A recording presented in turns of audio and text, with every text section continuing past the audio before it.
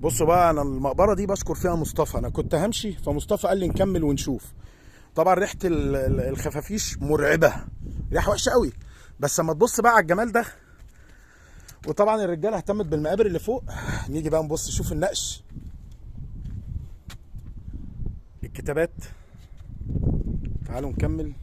طبعا المصريين سايبين خططهم في كل حاجه. على فكره العاده دي مش مصريين وبس، العاده دي اجانب كمان. الله، المقبره منحوته كلها في الجبل. خرطوشه برضو، مش خرطوشه، لا ده نقش داخلي. المقبره كلها منحوته في الجبل. ايه الجمال والعظمه والروعه دي يا جماعه! مصر بتفضل اجمل بلاد الدنيا غصب عن عين اي حد. طبعا تقريبا دي كانت مسله تقريبا، او بوابه في الاغلب، يعني بوابه. وتعالوا نقرب عشان نشوف النوش اللي عليها افضل يعني.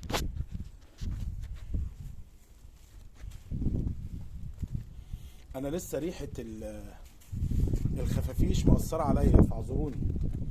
ريحه كانت صعبه جدا جوه.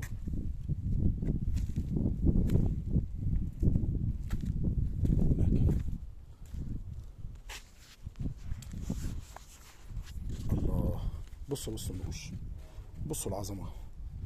حجر خمسة وهيتكلم والله من الجمال اللي عليه. ايه الحلاوه دي! حتى البوابه هنا تعرضت لتكسير، بس واضح ان في نقوش لسه، يعني بقايا نقوش. وهنا طبعا نقوش فرعونيه.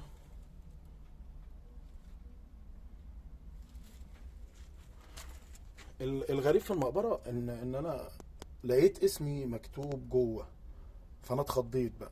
اكيد طبعا حد غير يعني دخل وكتب اسمه، لان انا بقدس الاثار شويه. الله، تعالوا بقى نتفرج على النقش الرائع ده. تعالوا نجيبه من فوق. الله الله الله الله.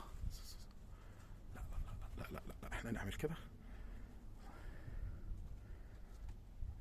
ايه الجمال ده! انا مش فاهم يعني ايه الحلاوه والعظمه دي عشان يتعمل فينا الحاجه دي. انا مش فاهم بامانه، انا مش فاهم النقش ده معنى ايه. لكن الجميل بقى هنشوفه مع بعض. بصوا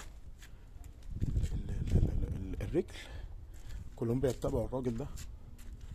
شويه كانوا بيسمعوا مغنيه او حاجه كده، مطربين قوي يعني. وبعد كده نرجع بقى للايه. هي تقريبا دي نقوش من الاسره الوسطى، بس متخذه الاشكال القديمه. احنا شايفين اللوتس، زهره اللوتس اهيت،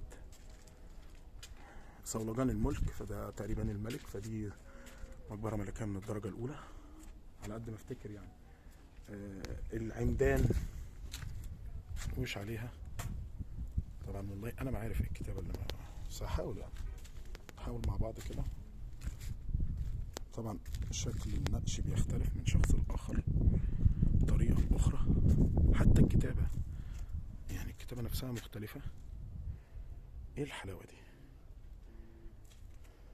الله، ايه العظمه والجمال دي! ملناش دعوه بالعصافير اللي عمال بيبيع على الفرع. تعالوا بقى. يعني انا عيب، مش قلت لكم دوله وسطى؟ لا دوله وسطى فعلا. عيب يا جماعه.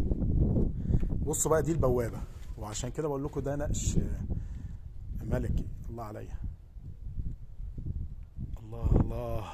شكل البوابه هوريه لكم في الاخر يخض. مش عارف هم قافلينها ليه، انا مش فاهم هم قافلينها ليه. ليه؟ حاضر. مصطفى صديقي في الرحله، واللي دخل ايدك وصور من جوه هو كلامه صح. يعني انا هتبقى العظمه دي قدامي وما احاولش اصور، ابقى غبي. بصوا النقش نفسه. بالمناسبه، المقبره اسمها مقبره سيرنبوت الاول، عصر الدوله الوسطى، اللي تحت تاريخ الاكتشاف. وانا دايما بنتكلم بقى في تاريخ الاكتشاف، لا اللي تحت قصدي تاريخ الوفاه. 1800، عاش من 1843 ل 1898 قبل الميلاد. الحلاوه دي وايه العظمه دي! يخرب بيت الجمال يعني. يا الله يا الله، يا اللي علمت البشر كلها الجمال. مش قادر اقول لكم العظمه. برضو بس التكسير بيبوظ الدنيا خالص. هنا صورة محارب، وتقريبا دي كانت رحلة صيد او حاجة كده، لان مرسوم صورة الكلب السلوقي اهو، اللي مشهور عند الفراعنة، النسخة الفرعونية القديمة. ودي صورة كلب من الكلاب الصغيرة. وتقريبا دي صيد بحري، يعني اللي فوق دي بقى، اللي فوق على طول المنظر مش هيظهر كله كده، ممكن يجي بالشكل ده الملك وهو ماسك الرمح وبيضرب حاجة في البحر، وهو راكب على مركب البردي من النيل، وقدامه أوزة. معنى كده ان الأوز ده كان مستأنس، وفوق وهم بيرعوا البقر.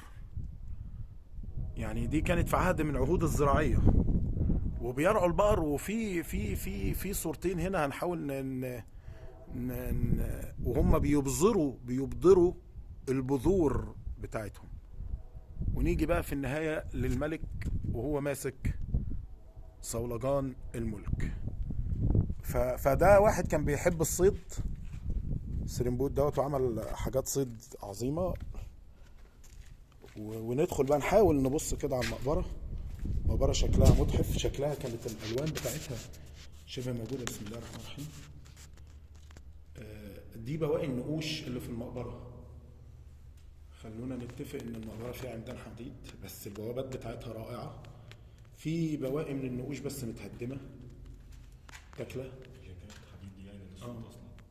اه في مصطفى طبعا بما انه مهندس مدني، فبيقول لي ان في جاكيت حديد للداخل موجودة لجوه. لو زودت جوه هتلاقي جاكيت كمان. في جاكيت حديد جوه باين منهم اللمعة بتاعتهم، وفيهم كمر حديد. فمعنى كده ان المقبرة دي تقريبا شبه قايلة للصوت او مرممة يعني، لكن اعتقد ان في عظمة جوه. تعالوا نبص على اخر حاجة في المكان ده عشان نقفله.